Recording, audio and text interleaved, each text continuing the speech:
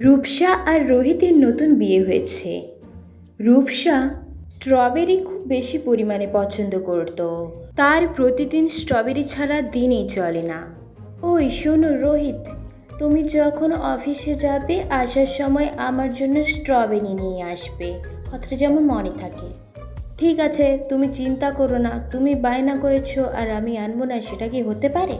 শেষ সময় আমি অনেক স্ট্রবেরি আনবো তোমার জন্য। রূপসা স্ট্রবেরির জন্য ওয়েট করতে থাকে আর রোহিত একটু পরেই তার জন্য স্ট্রবেরি এনে দেয়। সেটা সে সেই মুহূর্তেই খেয়ে ফেলে আর রোহিতকে বলে, এই স্ট্রবেরিটা তুমি কোথা থেকে এনেছো গো? দারুণ টেস্ট, একদম মাইন্ড ব্লোয়িং। আমি যখন আমার বাপের বাড়িতে থাকতাম তখন রাজুদার ফলের দোকান থেকে স্ট্রবেরি খেতাম, কিন্তু এটা তুমি যেখান থেকে এনেছো এটা খুব সুন্দর। এবার থেকে রূপসা প্রতিদিন রোহিতকে স্ট্রবেরি আনার জন্য বলতে থাকে আর রোহিতও তার কথা মতন তার জন্য প্রতিদিন অফিস থেকে আসার সময় স্ট্রবেরি আনতে থাকে। একদিন রূপসা পায়চারি করছিল বারান্দায়। ও এখনো আসছে না কেন? অনেক তো লেট হলো, আমি তো স্ট্রবেরি ছাড়া থাকতেই পারছি না। কল করলাম সেটাও ধরলো না। ভালো লাগে না আমার, কখন যে আসবে। অন্যদিন তো এত লেট করে না, আজ কেন করছে? রূপসার স্ট্রবেরি খাওয়ার জন্য যেন ছটফট করছিল। রোহিত বাড়ি আসেনি বলে রূপসা বাড়ি মাথায় করে তোলে। রিমা দেবী এসে বলেন, কি হয়েছে বৌমা, তুমি বাড়ি মাথায় করে তুলছো কেন? তোমার কি সমস্যা হচ্ছে আমাকে খুলে বলো। স্ট্রবেরি খাবে?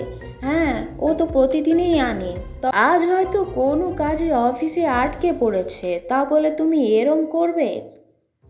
শাশুড়ির এই সামান্য কথাতেও রূপসা কাঁদতে থাকে।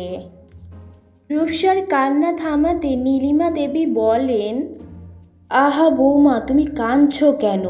ঠিক আছে ঠিক আছে, আমার ভুল হয়ে গেছে।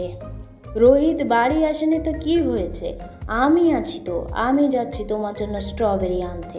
যে দোকান থেকে রোহিত আনে ওই দোকানে আনবেন।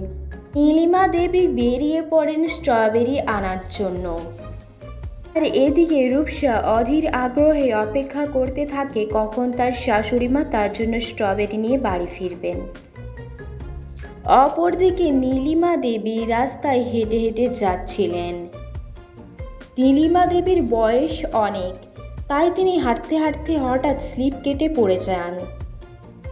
কিছুক্ষণ পর আমরা দেখতে পাই রোহিত তার মাকে বাড়িতে নিয়ে এসেছে।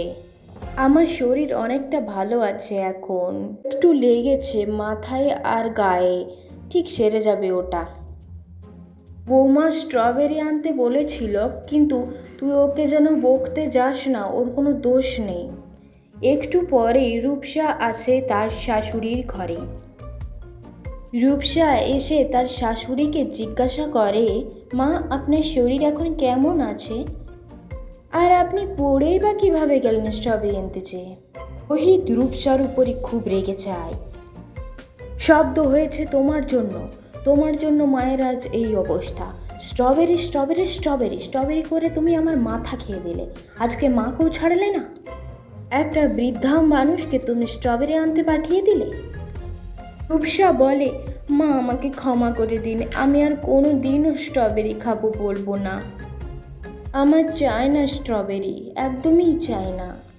আপনাকে একা একা পাঠানো আমার ঠিক হয়নি, আমি কাল থেকে স্ট্রবেরি খাবো না মা। আরে বৌমা, তুমি ভয় পাচ্ছ কেন?